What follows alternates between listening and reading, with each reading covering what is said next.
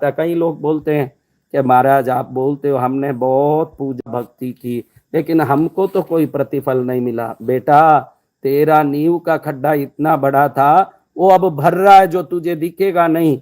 जब करते जाएगा, जब नींव भर जाएगा ना, मकान उठेगा ऊपर, सब दिख के आ जाएगा कि मेरी पूजा फलित हो रही है। क्योंकि खड्डा भरते समय किसी को कुछ नहीं दिखता, खड्डे भरते दिखता नहीं, जब मकान बनेगा सब दिखेगा।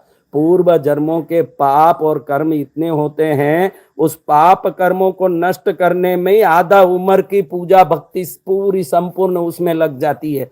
आगे सुखी मरना है, सुखी होके जाना है। हमारे तमिल में एक बुढ़ी हुई अव्वैयार करके, वो कहती है कोडिद कोडिद मुदुमईल बरुमई। तमिल में कहती है कि बूढ़े होके गरीब मरना सबसे दुखी बात है। इसलिए बुढ़ापा सुखी होके काटने के लिए अपना अंतिम समय ईश्वर के नाम और ईश्वर के चरण के साथ बिताने के लिए भक्ति हमारे भारतीय व्यक्ति के हर एक के हृदय में होनी चाहिए। अगर भक्ति हो गई, शक्ति आ जाएगी। पाकिस्तान मारने आ रहा है, पड़ोसी राज्य मारने आ रहा है, पड़ोसी तहसील मारने आ रहा है, पड़ोसी गांव मारने आ रहा है, पड़ोसी घर वाला मारने आ रहा है, पड़ोसी शत्रु मारने आ रहा है। एक भैरव काफी है 100 पाकिस्तान को 1 मिनट में उड़ा के भस्म करने के लिए।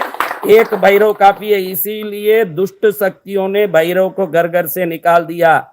इस स्वतंत्रता से पहले भैरव हर घर में एक कुलदेवी के साथ एक भैरव होते ही हैं। हमारी कुलदेवी के साथ भी एक क्षेत्रपाल स्थापित है, लेकिन आजकल घर घर में कुलदेवी मात्र है, उनके भैरव नहीं है। क्योंकि एक बड़े षड्यंत्र के तहत भैरवों को निकाल दिया गया ताकि किसी घर में रक्षा ना हो, किसी घर में सुरक्षा ना हो। ये सब अंग्रेजियों के और म्लेच्छों के षड्यंत्र है, जिसको समझ के सनातन अगर भैरव धर्म भक्ति में लग जाएगा, उसकी तो रक्षा क्या, उसके पहले के 21 पीढ़ियों के पितरों की रक्षा ना, आगे के 21 पीढ़ी के संतानों की रक्षा हो जाए। ऐसे भैरवनाथ की शक्ति महाशक्ति है। इस शक्ति को कोई प्राप्त कर ले तो उसका बेड़ा पार हो जाए। दशहरा मैदान में, मालवा, नीमच, मध्य प्रदेश में ऐसा कथा करूंगा कि कथा सुनने वाले के कान में भैरव जी का आवाज सुनाई देगा।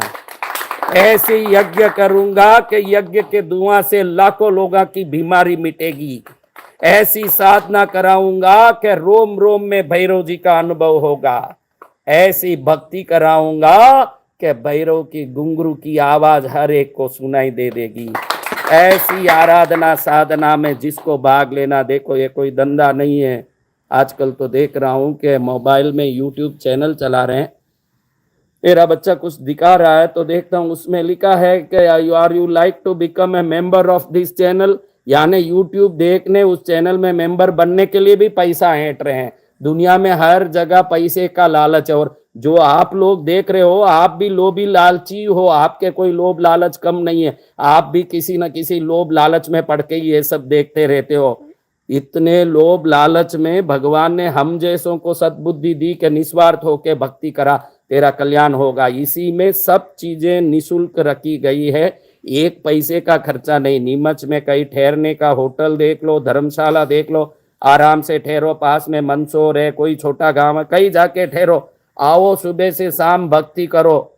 ससुराल में बहुत दिन बिता लिए, पड़ोसी के रिश्तेदारों के शादी में जा जाके घूम घूम के समय बिगाड़ लिए, दुनिया के मौत मरगत में चले गए। कुछ दिन अपने लिए, अपने जीवन को सफल करने के लिए मनुष्य जन्म लिया है, तो ईश्वर भजन करके इस तन को साधने के लिए थोड़ा भक्ति भी कर लो। जीवन में थोड़ा भक्ति भी ऐसे कर लो कि मजा आ जाए जीवन में कि मैंने भी कुछ किया है। गाय भी देखो, कुत्ता भी देखो।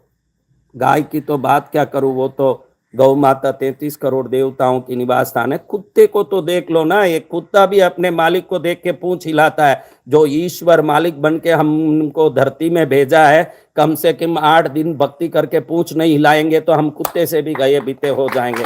इसलिए मस्ती से सब नीमच पहुंचो। आने के पहले रजिस्ट्रेशन जरूरी है, आपके टिकट की कॉपी, आपके आधार कार्ड की कॉपी जरूरी है। ऐसे ही घुसोगे तो अंदर आने ही कोई नहीं देगा। 9053 में संपर्क करो और बोलो कि मुझे तो आना ही है, मुझे तो भक्ति करने आना है।